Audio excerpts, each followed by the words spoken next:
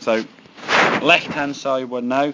Shoulders for me were a little bit too level, which meant there was a slight bend in this left arm.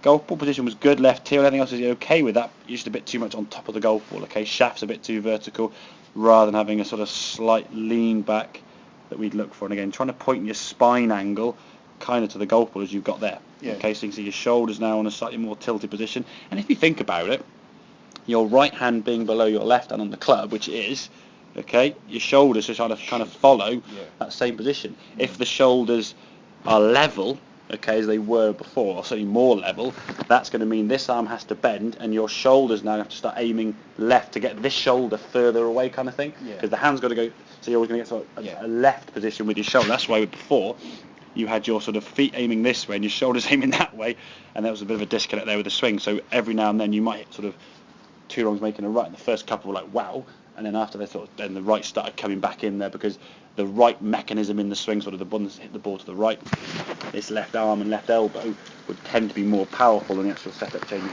So if we can get yourself in a slightly tilted position, it'll just help you now able to release the club. So back to, as I can say, really good position there, great shoulder turn, staying nicely on that green line behind the golf ball, coming back in the golf ball, releasing that golf club through, a much better extension now with your right arm through the ball. It's not so much sort of pull up into your body.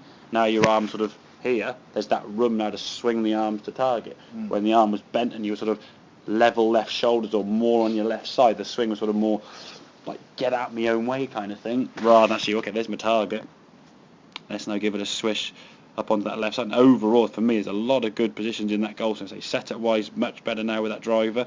And that's just with the driver, that's sort of exaggerated. There'll always be a little bit of lean, okay? Because obviously, again, the right hand is always lower than your left hand.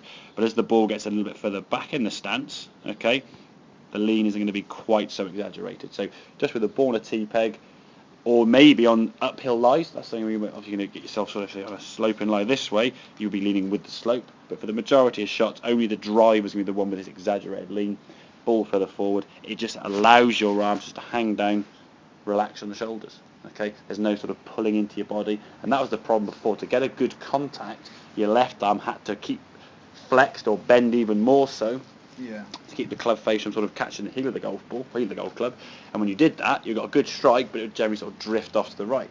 Then when you try to extend your arms correctly and release the club in sort of squaring up the club face, you catch the back end of the golf club now because your arms have gone further away, hit the heel and the ball shuttles off way to the left. So yeah, so if we can get that set up better, it just allows you to make sort of a comfortable, natural swing. And to be fair, the first 6-7 shots after the first bad one, the first 6 have been pretty good since then. So get that lean behind the ball.